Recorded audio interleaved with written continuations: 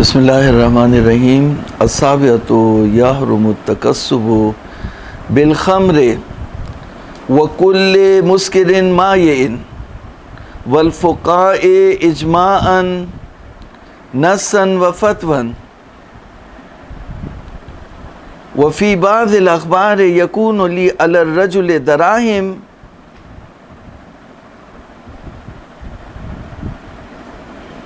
یکون لی علی الرجل دراہم، دراہم پڑھیں گے، دراہم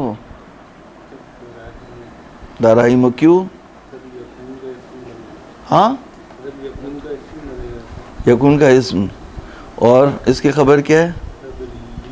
اچھا ٹھیک ہے۔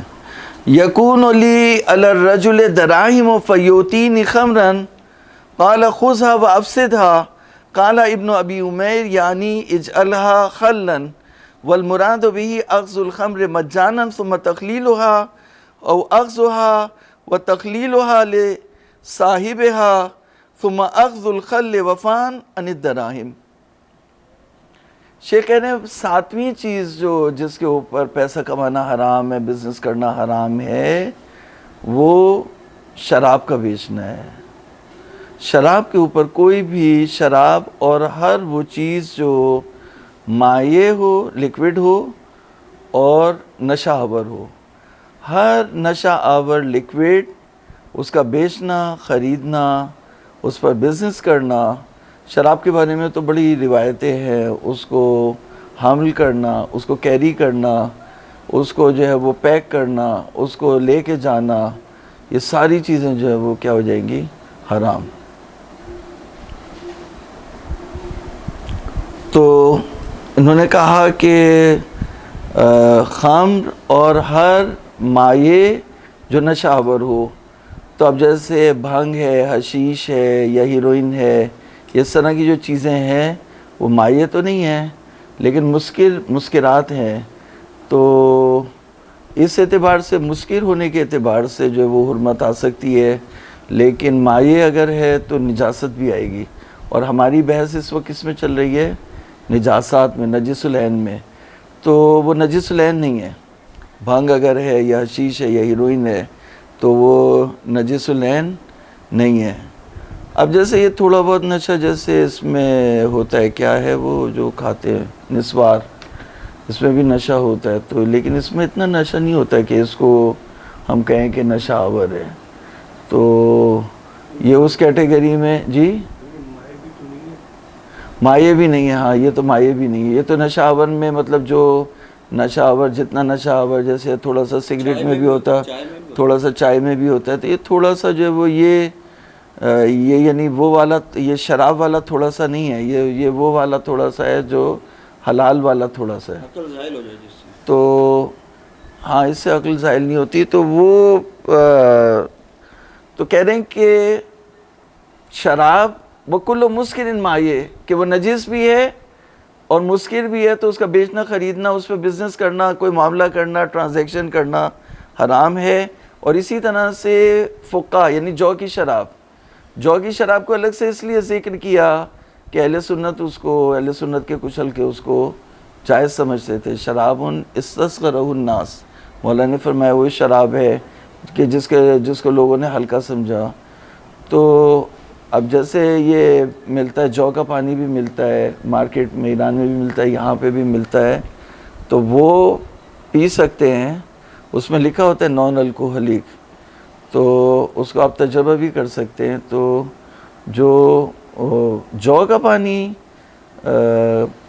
جیسے حکمہ بتاتے ہیں یا بیماریوں کے لیے پیا جاتا ہے یا استعمال کیا جاتا ہے، تو جو کا پانی بھی دو طرح کا ہوتا ہے، ایک الکوہلک ہوتا ہے، ایک نان الکوہلک ہوتا ہے، تو وہ جو الکوہلک ہے وہ فقہ ہے، ٹھیک ہے نا، جس میں جی وہ پیتے ہیں، اس میں شبہ نہیں کرنا چاہیے، کہنے کا مقصد یہ ہے کہ تو کہہ رہے ہیں کہ اس کو تدبیر کر لیں۔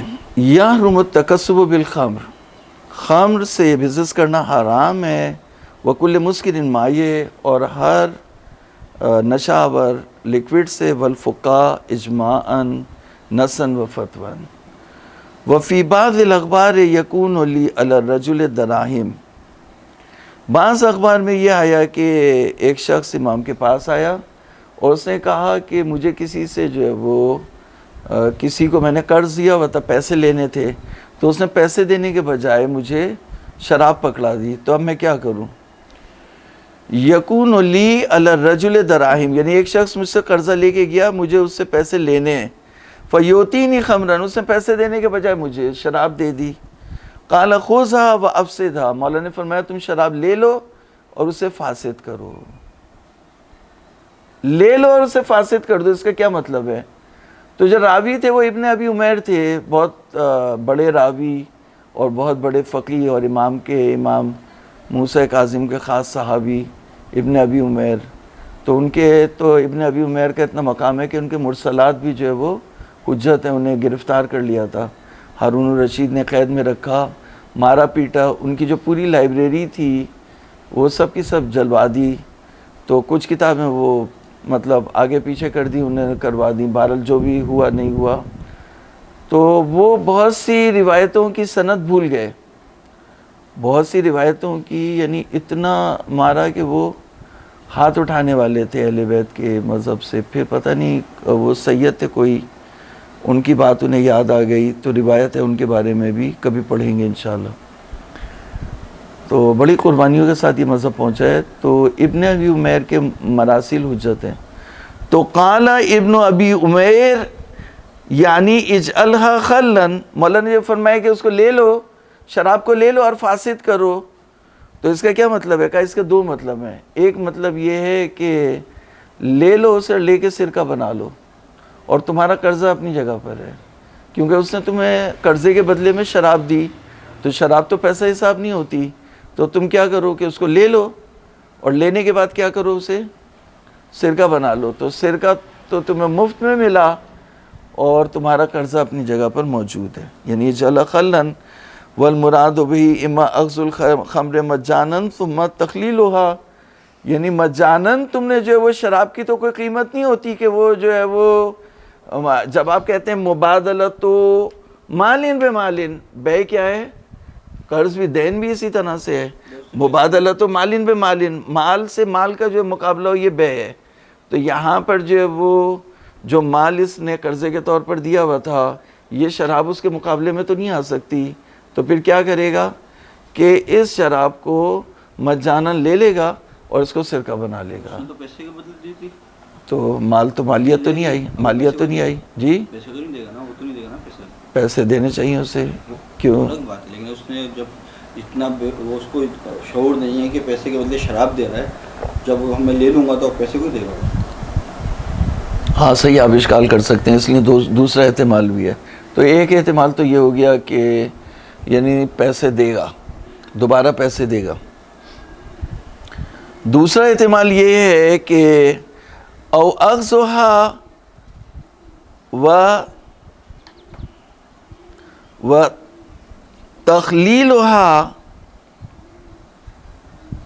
تخلیلھا یعنی جعلھا خلن لصاحبھا، کیا کرے گا کہ شراب لے لے گا، لے کے پہلے اسے سرکہ بنائے گا، کس کی طرف سے؟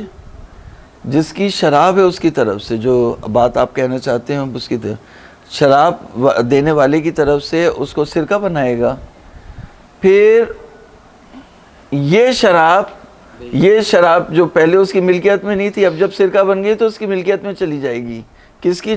جو صاحب خمر تھا، پھر اس کی ملکیت سے یہ حساب کر لے گا کہ جو اس کی گردن میں قرض تھا وہ قرض جو ہے وہ اتر جائے گا، اس کو سرکے کو جب یہ لے لے گا تو وہ وفاءً عن الدراہم، اس قرضے سے، اس پیسے سے جو اس نے دیا ہے اس کو پورا کرنے کے لیے سرکے کو لے لے گا اس کی طرف سے۔ یہ بھی تو ہو سکتا ہے نا کہ اس کو ڈبل فائدہ ہو جائے، اس نے پیسے کے بدلے شراب دی، پیسہ تو اسی کے پاس رہا، اس نے شراب سے سرکہ بنا کے اس کو بیچا یا استعمال کیا، پیسے اس کے اوپر رہیں گے، قیامت میں اس کے پیسے کے بدلے نیکیاں بھی ملیں گی اس کو۔ قیامت نہیں، ابھی دنیا کی بات کر رہے ہیں۔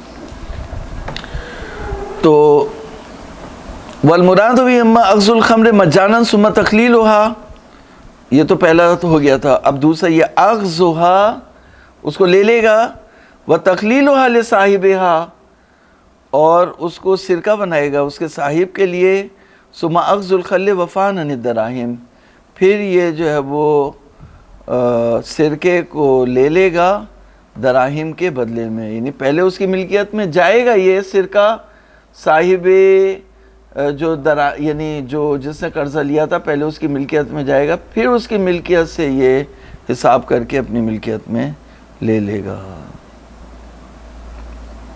عجیب سی بات لگی کیا کہ اس نے جو ہے وہ پیسے کے بدلے شراب دے دی، اب جو ہے میں اس کو جب شراب اس نے دے دی تو اس کو نہیں شراب اس نے دے دی تو اب شراب تو مالک نہیں ہو سکتا نا۔ تو جب مولا نے یہ فرمایا، جب مولا نے فرمایا خذھا وجعلھا خلاً، تو اس کا مطلب یہ ہے کہ تم اس کو حلال کرو، یعنی لے لو اور حلال کرو، تو یہ تو بہترین بات ہے۔ یعنی یہ کیا ہو گیا کہ بلیک منی کو وائٹ منی جو کرنے کا جو طریقہ ہوتا ہے، صحیح طریقہ، یعنی ایک جو دیکھیں ایک مثال کے طور پر ایک تو غلط ہو گیا کہ آپ اسمگلنگ کو پناہ دے رہے ہیں، وہ بات الگ ہو گئی۔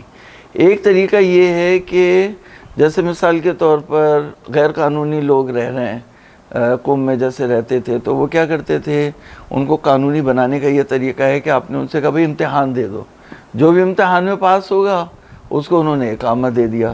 تو اس طرح جو لوگ غیر قانونی رہ رہے تھے ان کو انہوں نے کیا کیا، قانونی طور پر جو ہے وہ رہنے کا طریقہ دیا۔ تو اسی طرح سے اب یہ جو ہے وہ قرضے کے بدلے میں وہ نہیں لے سکتا شراب، تو مولا نے ایک صحیح طریقہ بتایا کہ اس کو جو وہ جائز کرنے کا طریقہ یہ ہے کہ پہلے تم اس کو سرکہ بنا دو، جب سرکہ بن گئی تو مال بن گیا، مال بن گیا تو وہی مال تم صاحب دراہم کی طرف سے جس کو تم نے قرضہ دیا تھا اس کی طرف سے جو ہے تقاصن تم وفاءً عن اس کی طرف اس لیے لے کے جا رہے ہیں کہ نہیں تو خمر اس نے دی تھی نا، خمر اس نے دی تھی، تو یہ مولا کا حکم اس میں جب ضمیمہ کریں گے، اس نے کہا یہ شراب ہے یہ رکھ لو، میں اس کا مالک نہیں ہو سکتا، نہ اس میں تصرف کر سکتا ہوں، نہ میں اس کے بدلے میں وہ جو دراہم میں نے دیے تھے اس کے بدلے میں یہ شراب لے سکتا ہوں۔ تو مولا نے کہا پہلے اس کو حلال کرو، جب اس کو حلال کیا تو یہ جو سرکہ بنا یہ کس پہ بنا، شراب پہ بنا نا، شراب اس کی تھی، میری اس میں ایک ایکسٹرا وہ شامل ہو گئی کہ نمک میں نے اس میں صحیح سے ڈالا اور یہ سرکہ بن گئی، تو یہ صرف شامل ہوئی مولا کی فرمائش کی مطابقت سے میں نے اس کو حلال کیا۔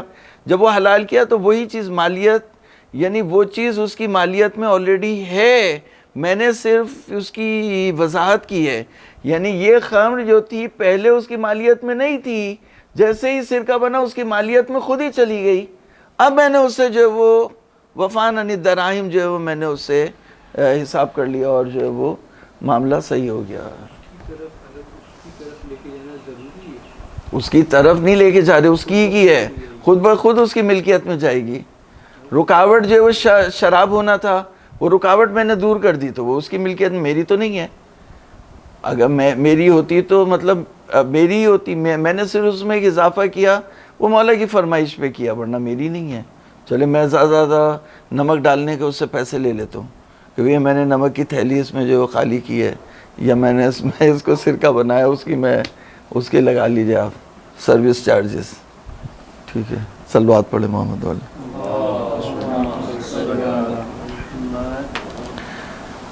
الثامنۃ یحرم المعاوضۃ علی الاعیان المتنجسۃ الغیر القابلۃ للطہارۃ۔ ہمارے استاد یہ بولتے تھے کہ غیر کے اوپر جو الف لام نہیں آتا، لیکن شیخ انصاری کیونکہ ایرانی تھے تو ظاہر وہ عرب نہیں تھے، اہل زبان نہیں تھے، تو اس سے ورنہ ہمارے استاد بولتے تھے کہ غیر کے اوپر الف لام نہیں آتا۔ اگر آپ ادبیات میں بھی دیکھیں تو وہاں پہ بھی یہ مطلب آیا۔ تو بہرحال یحرم المعاوضۃ علی الاعیان المتنجسہ غیر القابلۃ للطہارۃ اذا توقف منافعها المحللۃ المعتد بها للطہارۃ لما تقدم من النبوی ان اللہ اذا حرم شیئا حرم ثمنہ ونحوہ المتقدم عن دعائم الاسلام۔ وَأَمَّا التَّمَسُّكُ بِعُمُومِ قَوْلِهِ فِي رِوَایَةِ طَوْفِ الْعُقُولِ شَيْءٌ مِّن وُجُوهِ النَّجِسِ فَفِيهِ نَظَرٌ۔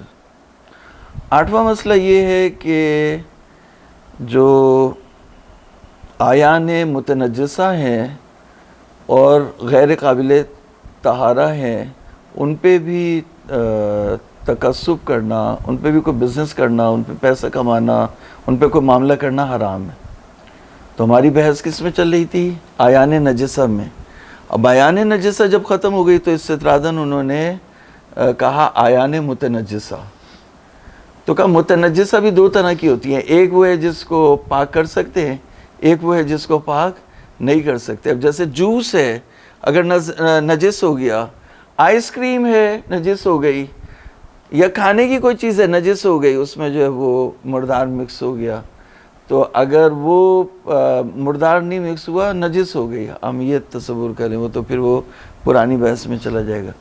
تو نجس ہو گئی، اب اس کو پاک نہیں کر سکتے. ایک دفعہ ایک چیز نجس ہو گئی، آپ نے اس کو پاک کر لیا. کپڑا ہے نجس ہو گیا، آپ نے اس کو پاک کر لیا، آپ اس پہ بزنس کر سکتے ہیں. یا مثال کے طور پر جو ہے وہ کوئی اور چیز ہے وہ نجس ہو گئی، آپ اس کو پاک کر سکتے ہیں. یا کیا کہتے ہیں، برتن تھے، جی بتا کے بھی، سبزی ہے نجس ہو گئی، آپ نے اس کو پاک کر لیا، آپ نے بیچ دیا اس کو. مچھلی ہے نجس ہو گئی، آپ نے اس کو جو ہے وہ ظاہری طور پر نجس ہو گئی، آپ نے پاک کر لیا اس کو. ایک چیز جو ہے وہ قابل طہارت نہیں، آپ اس کو پاک نہیں کر سکتے. جیسے آئس کریم کی مثال دی، کھانوں کی مثال دی، یا پینے والے جوس کی مثال دی، شربت کی مثال دی، نجس ہو گیا تو آپ اس کو پاک نہیں کر سکتے. تو یہاں پر آپ کیا کریں گے؟ اس کے اوپر تکسب کرنا حرام ہے. تو اب کہہ رہے ہیں ٹھیک ہے تکسب کرنا حرام ہے. اول تو یہ کہ یہ ہمارا موضوع نہیں، ہمارا موضوع تھا پہلے جو ہمارا تھا شیء من وجوہ النجس، یعنی آیان نجسہ کے بارے میں ہم نے بحث کی. تو ہم نے کہا کہ پیشاب کا بیچنا حرام ہے، اس پہ بزنس کرنا حرام ہے، پاکخانے کا اسی طرح سے، خاص کر انسان کے. پھر ارواح سے نجسہ ہیں، پھر ارواح سے طاہرہ ہیں. طاہرہ کے بارے میں تو ہم نے کہا کہ ان پہ ہو سکتی ہے، ان پہ بزنس ہو سکتا ہے، جیسے گھوڑے کا فضلہ ہے، یا گدھے کا ہے، یا بھینسوں کا ہے، اس طرح سے. پھر جو ہے وہ خون منی مردار، تو خون منی مردار کے بارے میں بتایا. پھر کتا سور اس کے بارے میں بھی بتایا. پھر جو ہے وہ شراب اور جو کی شراب کے بارے میں بھی بتایا. صرف ابھی کافر رہ گیا ہے، تو کافر سے پہلے انہوں نے متنجس کا عنوان کیا. وہ احتیاط واجب کی بنیاد پر ہے، وہ یہاں پہ بحث بھی نہیں ہوا. تو کہہ رہے ہیں کہ یہاں پر یہ کہہ رہے ہیں کہ جو آیان متنجسہ ہے، تو اگر ہم حرمت التکسب میں دلیل تلاش کریں تو ہم اسے لے سکتے ہیں کہ نبوی سے اور اس حدیث سے جس میں کہا ان اللہ اذا حرم شیئا حرم ثمنہ، اللہ تعالیٰ جب کسی چیز کو حرام کرتا ہے تو اس کی ثمن کو بھی حرام کر دیتا ہے. تو یہ متنجس ہے، لیکن اس کے منافع جو ہے وہ کیا ہے؟ حرام ہے. تو اس میں ثمن بھی کیا ہو جائے گی؟ حرام ہو جائے گی. تو کہہ رہے ہیں کہ نبوی سے کر سکتے ہیں، اس سے کر سکتے ہیں، دائم الاسلام کی جو حدیث ہے اس سے تمسک کر سکتے ہیں، لیکن لیکن لیکن لیکن تحف العقول کی حدیث سے ہم تمسک نہیں کر سکتے، کیونکہ تحف العقول کی حدیث میں عنوان آیا تھا او شیء من وجوہ النجس. تو یہ تو نجس نہیں ہے. نجس سے مراد عربی زبان میں جب بولتے ہیں او شیء من وجوہ النجس، عربی زبان میں اس سے مراد نجس العین ہوتا ہے. اردو میں تو آپ دونوں کو نجس کہتے ہی، متنجس کو بھی نجس کہتے ہیں اور نجس العین کو بھی نجس کہتے ہیں. البتہ نجس العین کے لیے الگ سے وہ نجس العین بھی آپ اس کو بولتے ہیں تاکہ اس سے مراد جو ہے وہ نجاسات جو 10 ہیں وہ شامل ہو، ورنہ جو اس کو متنجس کو نجس بولتے ہیں، لیکن عربی میں نجس بولتے ہیں نجس العین کو، عین نجس ہے. تو جب تحف العقول میں کہا شیء من وجوہ النجس تو متنجس کو شامل نہیں ہوتی. تو تحف العقول کی حدیث سے تمسک نہیں کر سکتے. صحیح ہے؟ لکھے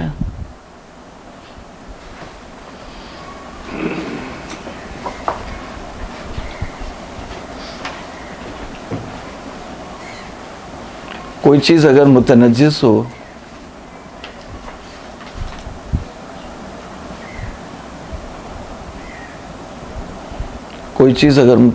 ہو اور غیر قابل طہارت ہو، یعنی اسے پاک نہیں کیا جا سکتا ہو، کوئی چیز اگر متنجس اور غیر قابل طہارت ہو، پاک ہونے کے قابل نہیں ہو، جیسے جوس اور آئس کریم،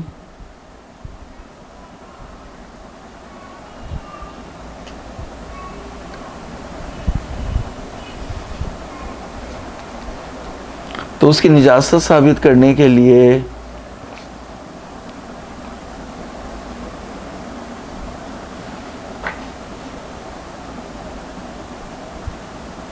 آپ دائم الاسلام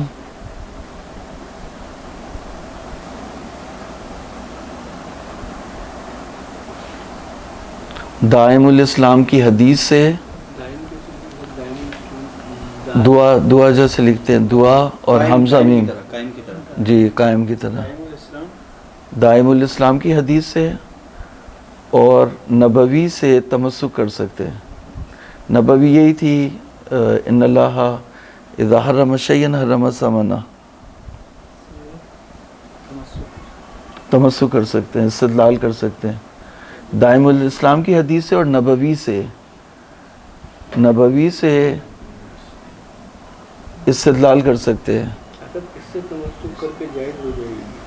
نہیں جائز نہیں ہوگی، حرمت ثابت ہوگی نا اس کی، حرمت اس سے ثابت کہ ان اللہ اذا حرم شیئا حرم ثمنہ، جب اللہ تعالیٰ نے اس کے منافع کو حرام قرار دیا تو اس کے اوپر ثمن کو بھی حرام قرار دیا، تو بزنس اس کے اوپر حرام ہوگا، تو ہم اس حدیث سے ثابت کر سکتے ہیں، لیکن روایت تحف العقول سے نہیں ثابت کر سکتے۔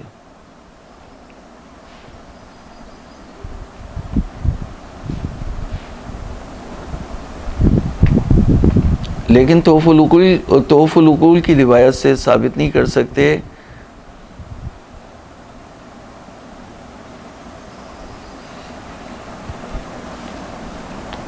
کیونکہ وہاں پر جملہ آیا ثابت نہیں کر سکتے، نا حرمت کو ثابت نہیں کر سکتے۔ حرمت تکسب متنجس میں حرمت تکسب کو ثابت نہیں کر سکتے۔ پر جملہ آیا ہے، وہاں پر جملہ آیا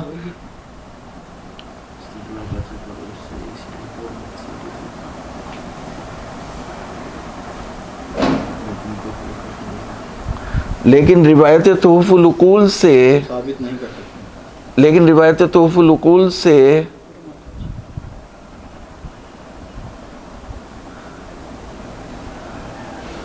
متنجس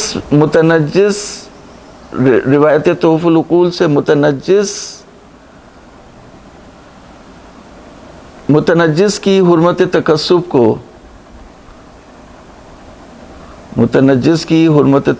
کو ثابت نہیں کر سکتے۔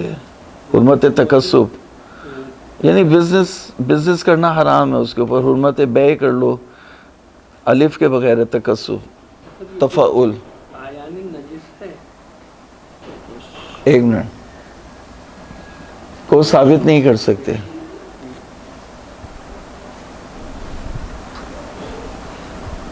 جملہ کیا آیا ہے؟ بتا رہا ہوں، او شیء من وجوہ النجس، لکھیں او، جملہ یہ آیا او شیء من وجوہ النجس،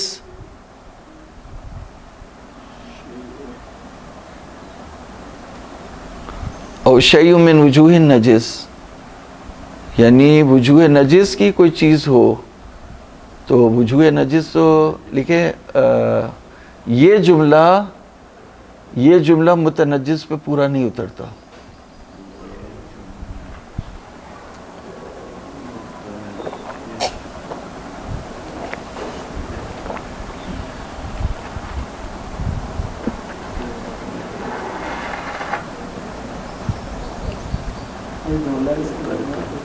یہ جملہ متنجس پہ پورا نہیں اترتا، جی نہیں نجس سے مراد نجس العین ہے نا، تو متنجس تو جی متنجس پہ کیسے اترے گا، نہیں اترتا، آیان نجس ہے، وجوہ نجس، وجہ نجس، وہ تو اور صراحت ہے، اگر خالی نجس بھی بولتے تب بھی جو ہے وہ متنجس پہ پورا نہیں اترتا۔ واضح ہو گیا؟ لیکن اب پھر دوبارہ، لیکن تحف العقول میں آنے والی تعلیل، تحف العقول میں ذیل میں بیان ہونے والی تعلیل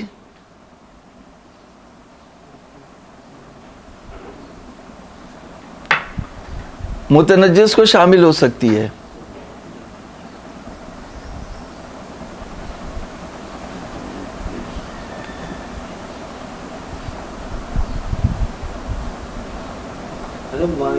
یہ جملہ جو ہے ایسا یہ معنی والی تعلیم متنجس کو شامل ہو سکتی ہے.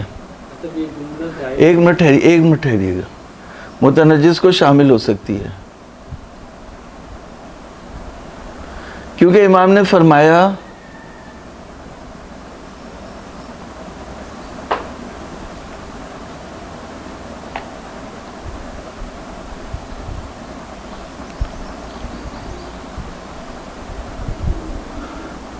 لأن ذلك كله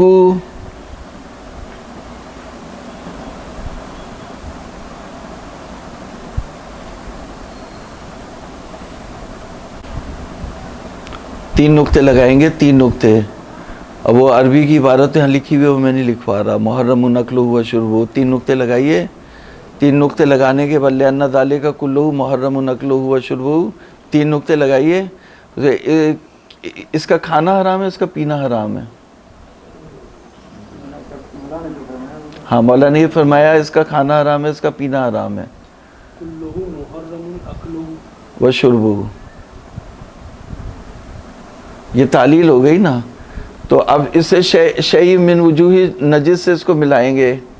تو مولا نے کیا فرمایا؟ اور شیء من وجوہ, اب آپ سمجھے, لکھنے نہیں.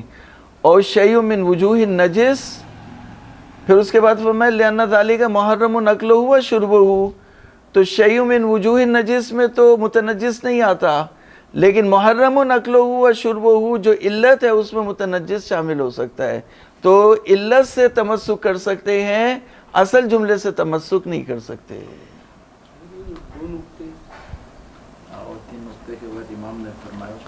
ہاں, مولا نے فرمایا کہ اس کا کھانا حرام ہے, اس کا کھانا حرام ہے.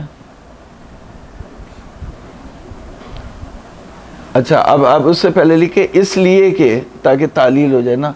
اس لیے کہ, یہاں پہ یہ کاٹا ہے, یہیں پہ لکھو اس لیے کہ اس کا کھانا حرام ہے, اس کا پینا حرام ہے.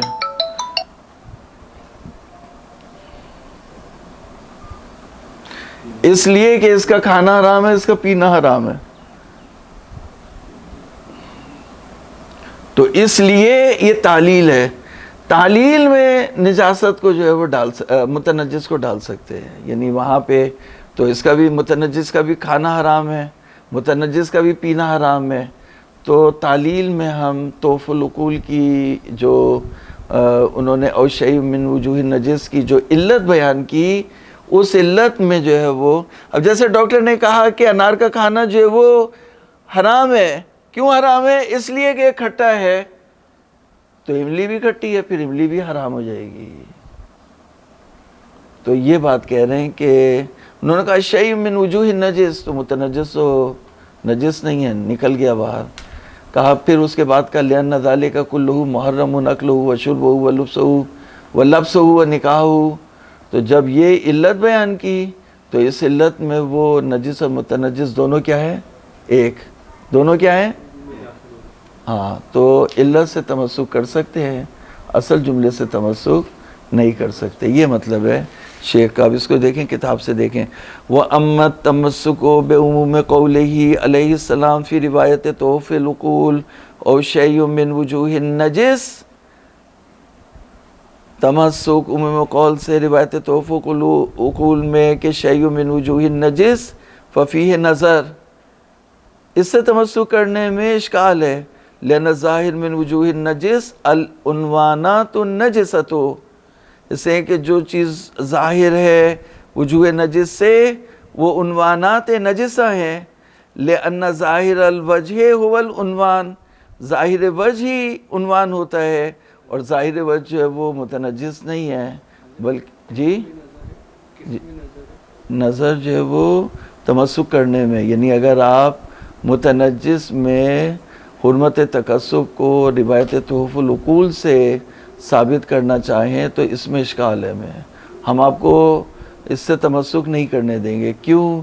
ایسے کہ مولا نے فرمایا اور شیء من وجوہ النجس، تو ظاہر عنوان نجس العین ہے، اور ہماری بحث جو ہے وہ متنجس میں ہے، غیر و قابل طہارہ، تو اس سے نہیں ہو سکتی، خارج ہے. اس کا موضوع الگ ہے، اس کا موضوع الگ ہے.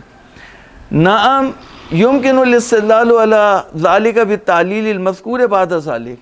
جب مولا نے فرمایا کہ اور شیء من وجوہ النجس، اس کے بعد آپ نے جو ہے وہ بعد ذالک میں الٹا معنی کروں، اس کے بعد مولا نے علت بیان کی. اس کی علت کیا بیان کی؟ مولا نے فرمایا لأن ذالک کلہ محرم اکلہ وشربہ ولبسہ ونکاحہ.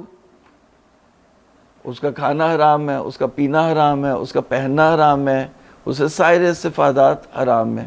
اور یہی بات جو ہے وہ متنجس میں بھی ہے. متنجس کا بھی کھانا حرام ہے، پینا حرام ہے، اور سائر استفادات اس سے حرام ہے. تو اس علت میں شامل کر کے ہم روایت تحف العقول سے بھی تمسک کر سکتے ہیں. یمکن الاستدلال علی ذالک بالتعلیل المذکور بعد ذالک وقولہ علیہ السلام لأن ذالک کلہ محرم اکلہ وشربہ ولبسہ الی آخر ما ذکر ثم اعلم. اچھا، اب ایک نیا مطلب ہے.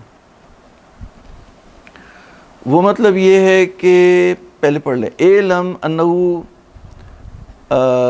قیل بعدم جواز بیع المسوخ من اجل نجاستها ولما كان الاقوى طهارتها لم يحتج الى التكلم في جواز بيعها هنا. نعم لو قيل بحرمة البيع لا من حيث نجاسته كان محل التعرض له ما سيجي من ان كل طاهر له منفعة محللة مقصودة يجوز بيعه. کہہ رہے ہیں کہ یہ کہا گیا ہے کہ مسوخ کا بیچنا جائز نہیں ہے. مسوخ لکھے، مسوخ یعنی مسخ ہونے والے حیوانات، جیسے بندر ہے.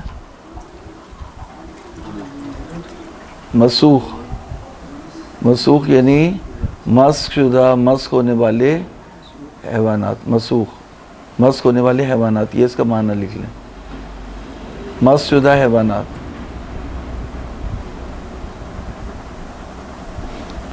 اچھا، اب آپ اس کے اگر قائل ہیں کہ جو چیز مسخ ہوئی ہے جیسے ہاتھی ہے یا بندر ہے، اچھا یہ بھی ایک نظریہ ہے کہ جیسے بندر مسخ ہوا، مطلب جیسے جن لوگوں نے بنی اسرائیل نے اللہ تعالیٰ سے بہت زیادہ تنگ کیا اور بہت خلاف ورزیاں کی اور نافرمانیاں کی، تو ایک وقت آیا کہ ہم نے ان سے کہا قلنا کونو قردۃ خاسئین، جو پس بندر ہیں تم وہ بن جاؤ.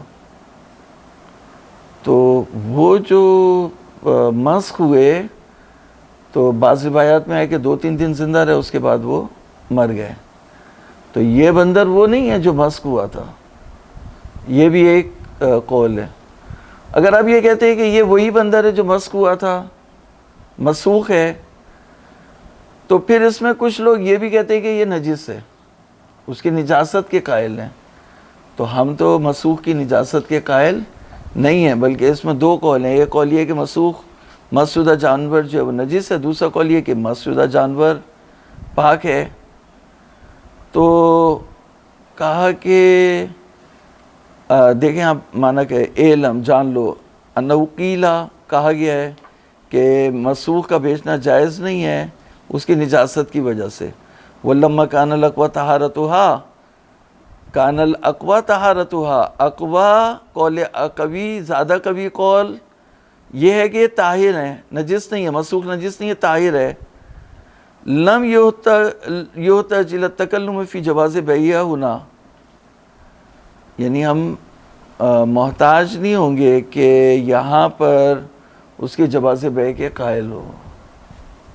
تو یہاں پر ہم کہاں پر ہیں؟ ہماری بحث ابھی نجاسات میں چلی. یہاں سے مراد جو وہ نجاسات ہے، ہنا سے مراد نجاسات ہے. تو نجاسات میں جب یہ نجس ہی نہیں ہے تو یہاں پہ ہمارے موضوع سے جو ہے وہ خارج ہے. اب یہ پاک چیزوں میں سے ہے، تو پاک چیزیں جو ہے وہ قسم ثانی میں آئیں گی. وہاں پہ ہم بات کریں گے اور بتائیں گے کہ اگر پاک چیز میں منفعت محلل مقصودہ ہے تو اس کا بیچنا جائز ہے، اگر اس میں بھی منفعت محلل مقصودہ نہیں ہے تو اس کا بیچنا بھی جائز نہیں ہے.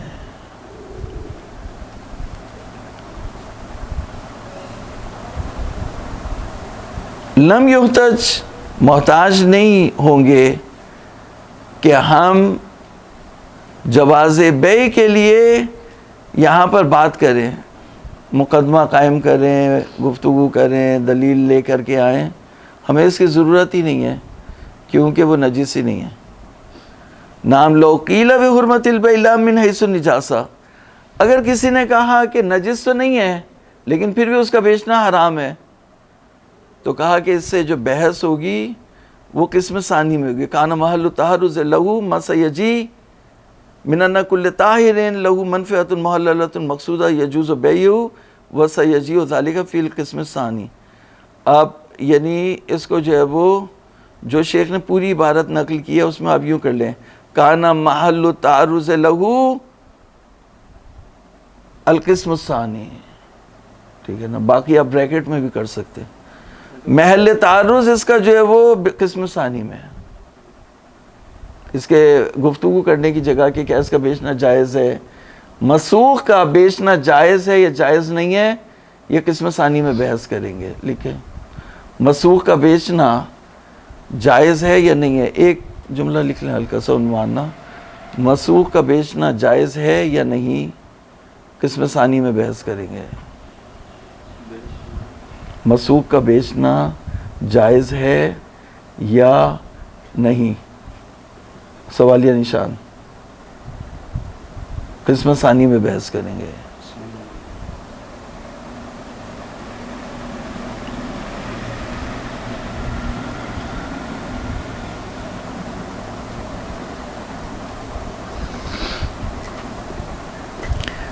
اچھا قسم ثانی کیا ہے؟ ما لا یجوز مما لکھا ہوا ہے لیکن میں من کو ہٹا رہا ہوں کہ ابھی میں الگ سے. قسم ثانی یہ ما لا یجوز الاکتساب بہ لاجل عدم المنفعت فیہ. قسم ثانی یہ ہے کہ حرمت تکسب میں پہلی قسم جس کے تحت 7 مسائل ہم نے عنوان کیے اور 8واں متنجس کا تھا، وہ یہ ہے کہ کسی چیز کا بیچنا حرام ہے کیونکہ وہ نجس ہے، آیان نجسہ میں سے اس لیے اس کا بیچنا حرام ہے. اور قسم ثانی یہ کہ کیونکہ اس میں منفعت محلل مقصودہ نہیں ہے اس لیے اس کا بیچنا حرام ہے. صاحب تقسیم کو جو ہے وہ صحیح سمجھے. قسم اول کیا ہے؟ الاکتساب بالآیان النجسہ، اور قسم ثانی کیا ہے؟ ما لا یجوز تکسب فیہ لأنہ لا منفعت محللۃ مقصودہ فیہ، یعنی لا یکون فیہ المنفعت المحللۃ المقصودہ. قسم ثانی یہ ہے کہ ایک چیز اس لیے اس کا بیچنا حرام ہے کیونکہ اس کے اندر منفعت محلل مقصودہ نہیں ہے، اور قسم اول یہ ہے کہ اس کا بیچنا اس لیے حرام ہے کیونکہ وہ نجس العین ہے. تو ہم ابھی تک قسم اول میں بحث کر رہے تھے، ہم بعد میں جو قسم ثانی میں جب بحث کریں گے تو وہاں مسوخ کی بحث کر لیں گے. وہ عمل مستثنی من الایان المتقدمہ. اچھا اب آیان متقدمہ سے 4 چیزیں جو ہے وہ ایکسیپشن ہے. استثناء کہتے ہیں ایکسیپشن کو. انگلش میں اگر اس کا ترجمہ کریں گے استثناء کا یعنی ایکسیپشن. استثناء کی کیا تعریف ہے؟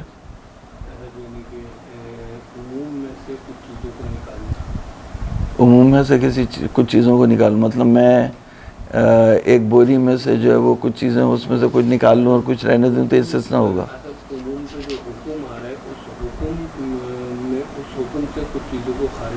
استثناء کی کیا تعریف ہے؟ کچھ افراد کو یعنی اس کلی کے اوپر جو حکم ہے اس سے خارج کرنا، مجموعہ افراد میں سے کچھ کو جو ہے نا نکالنا. مثال کے طور پر جانے یعنی جو آنے کا حکم ہے وہ صرف قوم کے اوپر ہے. ہاں صرف نہیں کہ پوری قوم کے اوپر ہے، قوم کے اوپر، لیکن اس قوم کے حکم جو آنے کا حکم ہے اس سے یعنی زید کو استثناء کر رہے ہیں. استثناء کرنے کا مطلب ہے کہ जो हुक्म आने का है कौन के ऊपर, इस हुक्म से खारिज करते हैं ज़ैद को। ये भी कह सकते हैं कि जिंदाबाद। ज़ैद नहीं आए, जी सारी कौम आई, ज़ैद नहीं आए। हाँ, तो लेकिन जैद कौम का हिस्सा था। तो किसमें ना हाँ, इस्तिस्ना क्या, इस्तिस्ना की क्या तारीफ है? चलो तुम बताओ। नहीं नहीं, तारीफ बताइए तो मिसाल दे रहे, मिसाल तो उन्होंने दे दी। जो गधा है वो कौम में शामिल है, गधा कौम में शामिल है? वैसे यार बड़ा अच्छा पढ़ के आए हो तुम, छोड़ो ये, तुम क्या बात कर दी, गधा कौम में शामिल है? गधा कोई कौम का हिस्सा होता है? वैसे शामिल है लेकिन कौम का हिस्सा है, लेकिन जब बुलाया तो गधा नहीं आया, वैसे शामिल नहीं। नहीं नहीं, ये नहीं कहेंगे कि गधा कौम का हिस्सा है, वरना जो वो कौमें जो वो गधों से तश्कील पाती, वैसे ये कि पाकिस्तानी कौमें नहीं हैं कि जो गधों से तश्कील पाएँ या चोरों से तश्कील पाएँ। बात ये है कि हम ये कहते हैं कि गधा कौम का हिस्सा नहीं है, ज़ैद कौम का हिस्सा है। तो इस्तिस्ना जो है वो मुत्तसिल और मुनक़ते में क्या फ़र्क होता है? मुत्तसिल जैसे मिली हुई, जैसे ज़ैद वाली है, मिली हुई है, तो मतलब ज़ैद किससे मिला हुआ है, कहाँ से मिला हुआ है? हिस्सा है ना, तो वो तो आपने गधे को भी कौम का हिस्सा बना दिया। गधे की मिसाल। सोच समझ के पढ़ा करो। देखो ये यही बात है, खुद अपने दिमाग से इंसान सोचे कि ऐसा हो सकता है, नहीं हो सकता कि गधा भी उस कौम का हिस्सा है और ज़ैद भी उस कौम का हिस्सा है, ज़ैद मिला हुआ और वो नहीं मिला हुआ, ये नहीं है। ज़ैद तो है उसी कौम के, जैसे फ़र्ज़ करें पाकिस्तानी कौम है, अब आप उसका हिस्सा हैं, ठीक है, लेकिन जो मोटरसाइकिल है ये कौम का हिस्सा नहीं है। या जो जिस सवारी पर आप आए, गधे पर, जैसे पहले ज़माने में गधा होता था तो वो मुल्हक़ात में होते कि कौम जो वो उसके बग़ैर नहीं आ सकती, वो मुल्हक़ात में कौम का हिस्सा नहीं है। तो उनके बारे में जब कहा कि ज़ैद आगे, अब वो एक थे हमारे यहाँ रहते थे, उनकी गाड़ी थी, गाड़ी में तो गाड़ी खड़ी होती थी, इसका मतलब वो मौजूद है, गाड़ी नहीं, तो बोलते थे कि नहीं है। तो वो नदीम भाई था उनका नाम, तो कोई आया कि नदीम भाई हैं, उन्होंने कहा देखो भाई गाड़ी है या गाड़ी नहीं, गाड़ी नहीं है तो नदीम भी नहीं, गाड़ी है तो नदीम। तो ये ताल्लुक़ इतना कवी हो जाता है कि हम कहते हैं कि नदीम आया और गाड़ी नहीं आई, यानी नदीम का गाड़ी से बहुत ज़्यादा ताल्लुक़ पैदा हो गया। वरना गाड़ी का कौम से क्या ताल्लुक़ है, गधे का कौम से क्या ताल्लुक़ है? गधा कौम का हिस्सा थोड़ी है, ज़ैद कौम का हिस्सा है, गधा कौम का हिस्सा नहीं है। तो अच्छा वजाहत हुई। तो अब यहाँ पे गधा कौम का हिस्सा नहीं है रूहानी एतबार से, बातनी एतबार से भी गधा कौम का हिस्सा नहीं है। फिर वो आप माने मजाजी को इसीलिए पढ़ाया जा रहा है उसूल, ताकि आप माने मजाजी को माने हकीकी से मिक्स ना करें और कंफ्यूज ना करें लोगों को, इसीलिए पढ़ाया जा रहा है, और ख़ुद भी ना हो। तो बात ये कि कहा, यहाँ पर कहा कि कुछ चीज़ें जो है वो आयान नजिसा से मुस्तस्ना हुई है, यानी वो आयान नजिसा हैं लेकिन उनका बेचना क्या है, जायज़ है। जैसे एक हिंदू है और ग़ुलाम है, वो नजिस है लेकिन उसका बेचना जायज़ है। कुत्ता है लेकिन तरबियत याफ्ता है,